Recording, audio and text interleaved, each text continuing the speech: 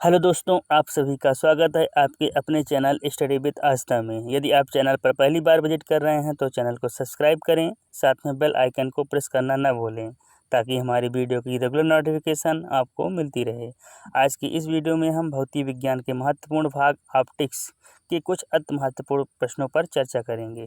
Video को शुरू से अंत तक अवश्य देखें। और हाँ दोस्तों, इसके दो पार्ट 1 और पार्ट 2 पहले से अपडेट हैं। अगर आज यदि आप उसे नहीं देखे हैं तो प्लेलिस्ट में जा कर के उसे देख सकते हैं। पहला क्वेश्चन, किसी व्यक्ति का पूरा प्रतिबिंब देखने के लिए एक समतल दर्पण की न्यूनतम ऊंचाई होनी चाहिए।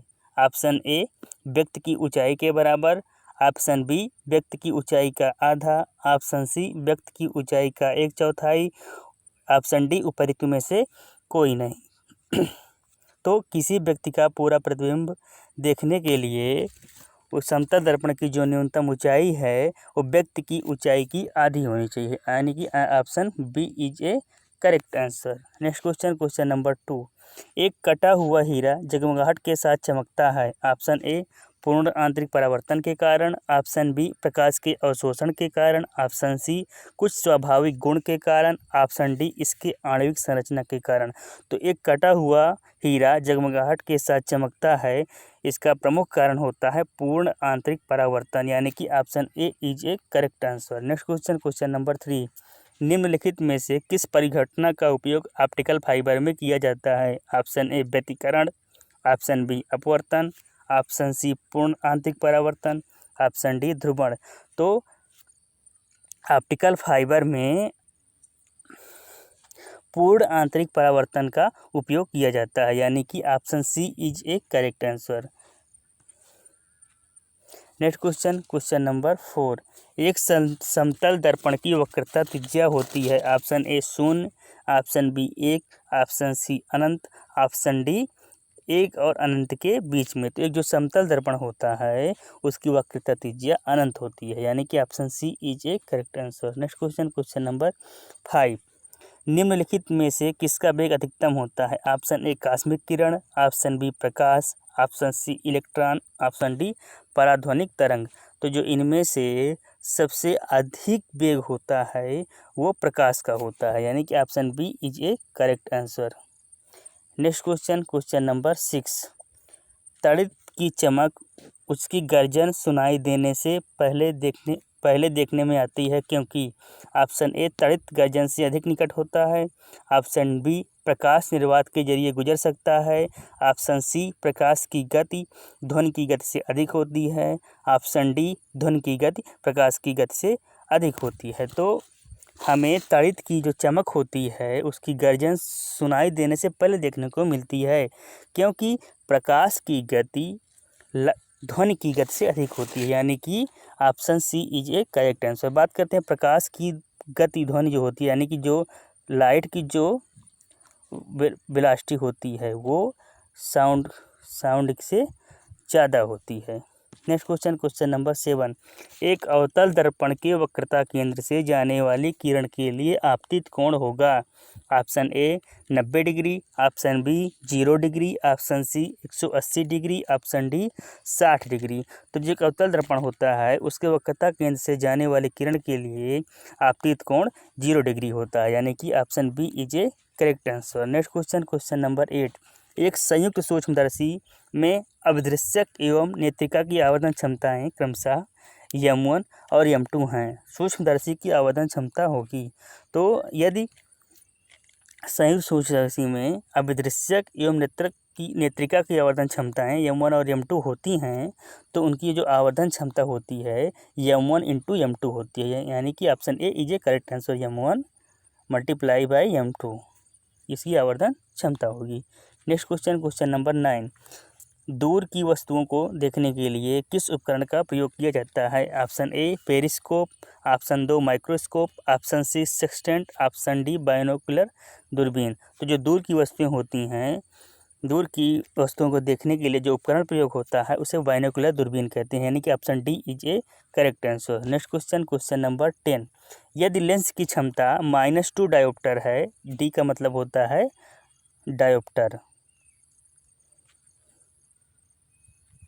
तो यदि लेंस की क्षमता -2 डायोप्टर है तो फोकस दूरी होगी option A +2 meter, option B -2 meter, option C +5.5 meter, option D -0.5 meter. तो हम जानते हैं कि जो डायोप्टर D= होता है वो 1/F= होता है, जहाँ D= डायोप्टर और F= उसकी फोकस दूरी होती है। तो डायोप्टर की जो वैल्यू अगर हम -0.2 रखेंगे तो 1/F की वैल्यू ये होगी, तो F= हो जाएगा -0.05 मीटर, यानी कि option D is a correct answer. ये formula D=1/F is most important formula. ये डायरेक्ट इसी से क्वेश्चन पूछ लिया जाता है। Next question number 11। दो समानांतर दर्पणों के बीच कितने प्रतिबिंब देखे जा सकते हैं? Option A 2, option B 1, option C 4, option D Anant.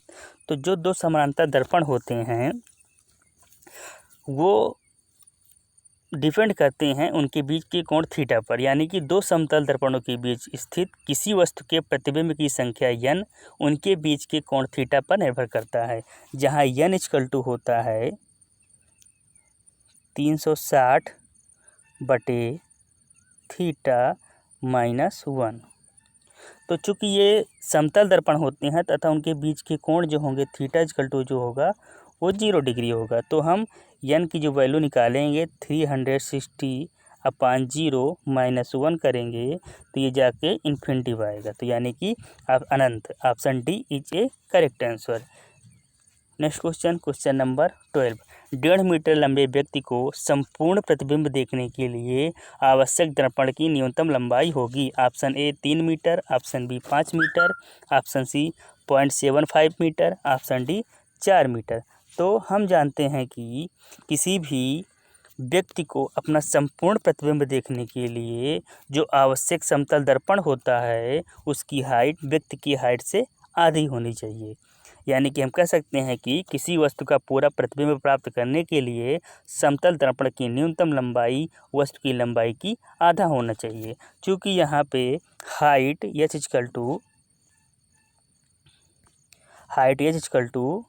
1.5 metre दिया गया है, 1.5 मीटर दिया गया है, अतः जो समतल दर्पण की आवश्यक ऊंचाई होगी वो जो है 1.5 का आधा होगी, यानी कि 0.75 मीटर होनी चाहिए, यानी कि option C is a correct answer. Next question number 13। दर्पण बनाने के लिए निम्नलिखित में से किसे उपयोग में लाया जाता है? Option A silver nitrate, option B silver oxide, option C silver acetate, option D silver amalgam. तो जो दर्पण बनाने के लिए जो उपयोग में आता है वो सिल्वर नाइट्रेट होता है, यानी कि option A is a correct answer. बात करते हैं सिल्वर नाइट्रेट के रासायनिक फार्मूले की या केमिकल फार्मूला जो होता है वो होता है AgNO3। ये इसका फार्मूला होता है, डायरेक्ट कभी कभी फार्मूला ही पूछ लिया जाता है। Next question number 14। जब कोई तरंग एक स्थान से दूसरे स्थान तक जाती है तो वह परिघटना करती है, तो वह परिवहन करती है। ऑप्शन ए पदार्थ का, ऑप्शन बी ऊर्जा का, ऑप्शन सी द्रव्यमान का, ऑप्शन डी कुछ नहीं। तो जब कोई तरंग एक स्थान से दूसरे स्थान तक जाती है तो वो ऊर्जा का परिवहन करती है, यानी कि option B is a correct answer. Next question number 15। Bel किसकी इकाई है? ऑप्शन ए तीव्रता की, ऑप्शन बी पिच की, ऑप्शन सी तरंग दैर्ध्य की, ऑप्शन डी किसी की नहीं। तो जो बेल होता है इनमें से किसी की इकाई नहीं, यानी कि option D is a correct answer. बात करते हैं बेल, तो फिर है किसकी इकाई? तो बेल जो होती है ध्वनि की इकाई होती है। जो बेल होता है वो ध्वनि की इकाई होती है, यानी कि साउंड की यूनिट होती है। बात करते हैं एक bell equal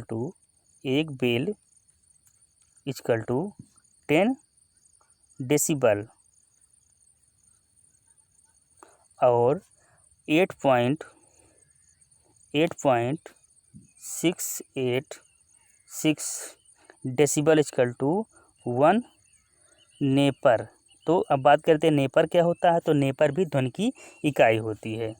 next question number 16। आँखों के रेटिना पर बना बिंब होता है।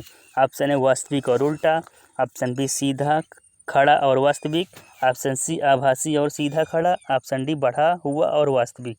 तो जो आँख के रेटिना पर बना जो बिंब होता है वो वास्तविक और उल्टा होता है, यानी कि option A is a correct answer. किसी वस्तु से चलने वाली प्रकाश किरणें कार्निया तथा नेत्रोद से गुजरने के बाद लेंस पर आपतित होती हैं तथा इससे अपवर्तित होकर कचाव द्रव से होती हुई रेटिना पर पड़ती हैं, जहां वस्तु का उल्टा एवं वास्तविक प्रतिबिंब बनता है। Next question number 17। वायु के सापेक्ष किसी द्रव का क्रांतिक कोण 45 डिग्री है तो उसका अपवर्तनांक क्या होगा? Option A √2, option B 1/√2, option C 2, option D 1/2। तो स्नेल के नियम से वायु के सापेक्ष किसी द्रव का अपवर्तनांक n = sin I/sin r। तो sin I = 90 डिग्री हो जाएगा, sin 90 डिग्री और sin 45 डिग्री। इससे जो वैल्यू आएगी निकल के वो √2 आएगी, यानी कि 2 √2, यानी कि option A is a correct answer. बात करते हैं कि स्नेल का नियम क्या होता है। तो स्नेल का जो नियम था उसके दो प्रमुख बिंदु निकलते थे। पहला ए क्या है? आपतित किरण, अपवर्तित किरण तथा आपतन बिंदु पर अभिलंब तीनों एक ही तल में होते हैं। और दूसरा, किन्हीं दो माध्यमों के लिए तथा एक ही रंग के प्रकाश के लिए आपतन कोण कीजिए यानी कि sin I और अपवर्तन कोण कीजिए यानी कि sin R का अनुपात एक नियतांक होता है। Next question number 18। दर्पण के सामने खड़े एक व्यक्ति को अपना प्रतिबिंब स्वयं से बड़ा मालूम होता है। इससे ज्ञात होता है कि दर्पण है। ऑप्शन ए उत्तल, ऑप्शन बी अवतल, ऑप्शन सी समतल, ऑप्शन डी सम उत्तल। तो दर्पण के सामने खड़ा एक व्यक्ति को अपना प्रतिबिंब स्वयं से बड़ा मालूम होता है। इससे ज्ञात होता है कि दर्पण अवतल है, यानी कि option B is a correct answer. Next question number 19। निम्नलिखित में से किसकी वेदन क्षमता सबसे अधिक होती है, यानी क्षमता सबसे सर्वाधिक है? ऑप्शन ए अल्फा किरणें, ऑप्शन बी बीटा किरणें, ऑप्शन सी गामा किरणें, ऑप्शन डी न्यूट्रॉन। तो जिसकी सबसे अधिक वेदन क्षमता होती है वो गामा किरणें होती हैं, यानी कि option C is a correct answer. ये गामा किरणें जो होती हैं वो 30 mm मोटी एल्युमिनियम की चादर को भी पार कर जाती हैं। Next question number 20। निम्नलिखित विद्युत चुंबकीय तरंगों में किसकी तरंग दैर्घ्य अधिकतम होती है? ऑप्शन ए एक्स किरणों की, ऑप्शन बी वाई किरणों की, ऑप्शन सी पराबैंगनी किरणों की, ऑप्शन डी अवरक्त किरणों की। तो जो विद्युत चुंबकीय तरंगें होती हैं जिनका तरंगदैर्घ्य सर्वाधिक होता है वो अवरक्त किरणों की होती है, यानी कि option D is a correct answer. Next question number 21। इनमें से कौन सा सही है? 1/f = 1/v - 1/u, option B VF = D/2, option C 1/f = 1/v + 1/u, option D F = v + u। तो जो इनमें से करेक्ट फार्मूला होगा वो 1/f = 1/u + 1/v, यानी कि option C is a correct answer. बात करते हैं F क्या है। तो F जो होता है वो दर्पण की फोकस दूरी होती है। U जो होता है वो वस्तु की दर्पण से दूरी होती है। और जो V होता है प्रतिबिंब की दर्पण से दूरी होती है। Next question number 22। अगर जमीन की फिजा ना हो तो आसमान नजर आता है। ऑप्शन ए बेरंग, ऑप्शन बी सफ़ेद, ऑप्शन सी नीला, ऑप्शन डी तारीक।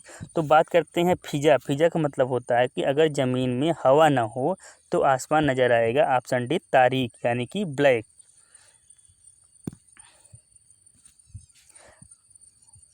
तारीक यानी कि ऑप्शन डी तारीक का मतलब होता है काला।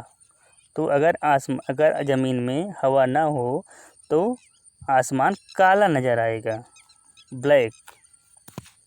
Next question number 23। जब प्रकाश की किरण सघन माध्यम से विरल माध्यम की तरफ जाती हैं तो वह अविचलित रहती हैं।